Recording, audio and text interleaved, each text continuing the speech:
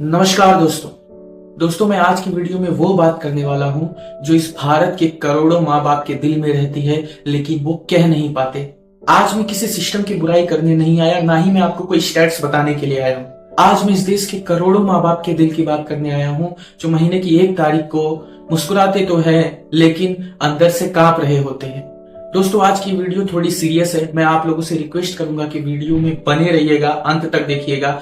आज का ये टॉपिक आपका टॉपिक है, हमारा टॉपिक है और इस देश के करोड़ों लोगों का टॉपिक है। आज मैं बात करने वाला हूं प्राइवेट स्कूल फीस के बारे में। दोस्तों प्राइवेट स्कूल्स ने आजकल एडमिशन्स को बोली बना दिया है। 50,000, 1 लाख, 2 लाख।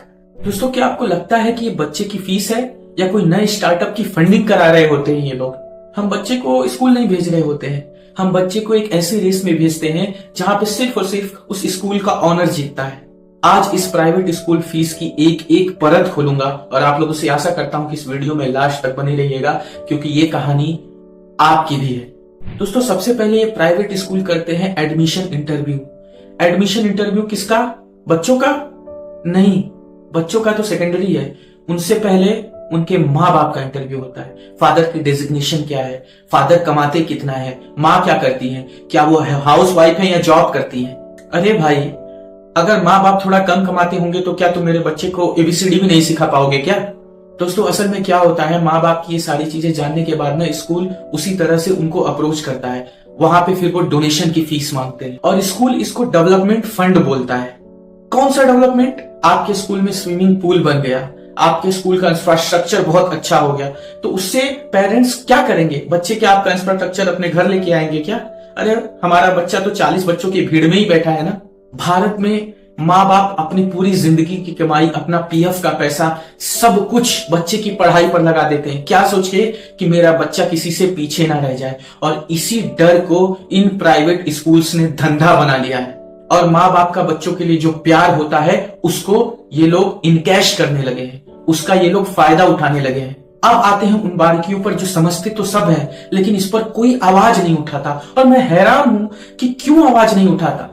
दोस्तों स्कूल की किताबें, ये प्राइवेट स्कूल बोलते हैं कि ये जो जितनी भी बुक्स हैं बच्चों की, ये बुक्स आप हमारे यहाँ से लीजिए। और कोई स्कूल बोलते हैं कि नहीं, ये बुक्स आपको पार्टिकुलर कोई एक दुकान बता देंगे XYZ, उसी दुकान से लेनी है, उसी दुकान पे मिलती है। आखिर क्यों? क्योंकि वहां पे 2000 की बुक 5000 में मिलती है। इन प्राइवेट स्कूल्स को कमीशन भी तो आना है। यूनिफॉर्म को देखिए दोस्तों, हर 2 साल में यूनिफॉर्म चेंज होती रहती है और यूनिफॉर्म भी आपको स्कूल से ही लेनी पड़ेगी, नहीं तो उसके लिए भी इनका कोई XYZ दुकान होता है। और हर 2 साल में इनकी यूनिफॉर्म चेंज होती है। कभी इनकी यूनिफॉर्म ब्लू कलर हो जाएगी, कभी इनकी स्ट्रिप चेंज हो जाएगी, कभी पैंट चेंज हो जाएगा। वीक में 3 तरह की यूनिफॉर्म पहनने होंगे। सैटरडे को अलग यूनिफॉर्म होगा, वेडनेसडे को अलग यूनिफॉर्म होगा। और इस तरह से ये लोग क्रिएट करते हैं कि अगर 2 साल पुरानी यूनिफॉर्म हो तो वो यूज भी ना हो पाए, वो पुरानी वेस्ट हो जाए। स्कूल बस की फीस, साला महीने का 5000 डीजल का खर्चा नहीं आता है, लेकिन इनका 10,000 रुपया हमको भरना है। बच्चा जून की छुट्टी में, गर्मी की छुट्टी में दादी नानी के घर पे जाके उनकी कहानियां सुन रहा है, लेकिन डीजल का पैसा आप दोगे, ट्रेवलिंग का पैसा आप दोगे। बच्चा अपने दादी नानी के पास बैठा हुआ है, ट्रेवल नहीं भी कर रहा है, फिर भी आप पैसा दे रहे हो और वो आपसे वसूला जा रहा है। ये बिजनेस नहीं है तो और क्या है, ये धंधा नहीं है तो और क्या है। पुराने समय में एजुकेशन हमारा राइट था और आज भी एजुकेशन हमारा राइट है, लेकिन पहले आपको याद होगा दोस्तों, एक नॉर्मल सा स्कूल होता था, चाहे सरकारी हो चाहे सस्ता प्राइवेट स्कूल हो। हम जाते थे, हमें सिर्फ पढ़ाई करनी होती थी, पढ़ाई की फीस मिलती थी और उसमें कोई एक्स्ट्रा करिकुलम एक्टिविटीज के नाम पे फीस नहीं होती थी। फिर भी हम कितनी सारी एक्स्ट्रा करिकुलम एक्टिविटीज कर लेते थे, जिसके लिए हमें कोई एक्स्ट्रा पैसे देने की जरूरत नहीं पड़ती थी। लेकिन आज हर एक पॉइंट पे पैसा है, हर एक पॉइंट पे स्कूल आपसे वसूली कर रहा है।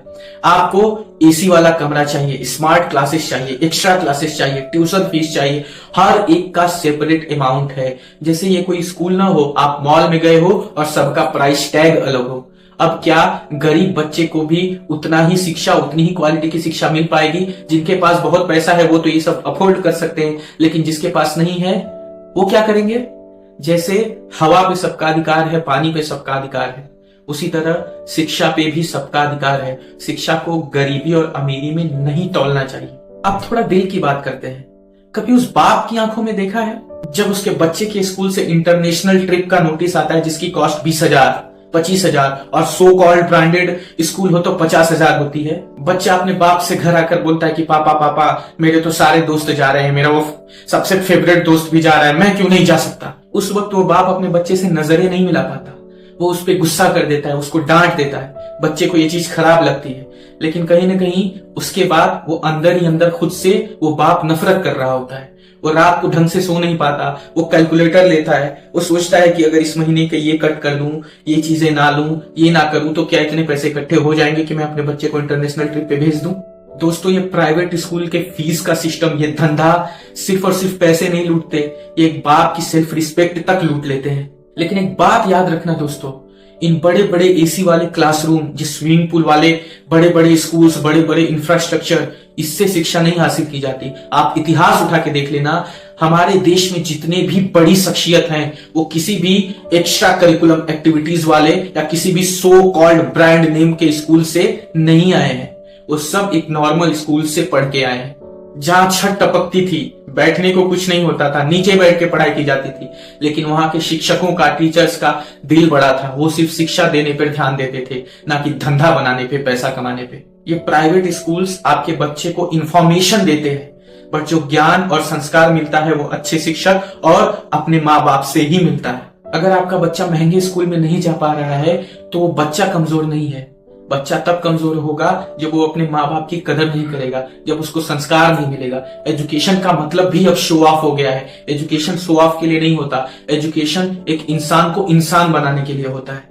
तो आज मैं उन बच्चों से भी ये कहना चाहता हूं, जो भी अगर इस वीडियो को देख रहे हो, आपके माँ बाप बहुत मेहनत कर रहे हैं आपको एक अच्छी शिक्षा देने के लिए, आपका भविष्य बेहतर करने के लिए। तो इन छोटी छोटी चीजों के लिए, कोई इंटरनेशनल ट्रिप, कोई एक्स्ट्रा करिकुलम एक्टिविटीज, इनके लिए आप अपने बाप पे प्रेशर मत दो, आप उनकी प्रॉब्लम्स को समझो। अगर आप अपने बाप की प्रॉब्लम्स को समझोगे तो बाप आपके लिए तो कुछ भी कर सकता है। और एक बात याद रखना दोस्तों, आपका बाप ही आपका सुपर हीरो होना चाहिए। जो बाप आपके लिए इतना सब कुछ कर सकता है वही आपका सुपर हीरो है, ना कि कोई आयरन मैन, ना ही कोई कैप्टन अमेरिका।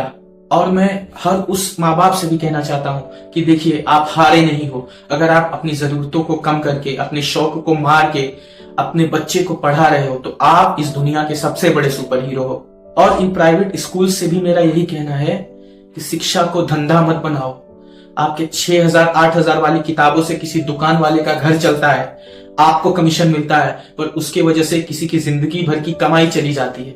ये एक्स्ट्रा करिकुलम एक्टिविटीज से जो आप फीस लेते हो, उसके वजह से किसी का घर बिक जाता है। अपने बच्चे को पढ़ाने के लिए लोग कर्ज में डूब जाते हैं, बस क्या सोच के कि मेरे बच्चे का भविष्य बेहतर हो। तो उनके माँ बाप के जो बच्चों के लिए प्यार है उसका फायदा मत उठाइए। थोड़ी तो इंसानियत अपने अंदर जगाइए, थोड़ा तो जमीर जगाइए।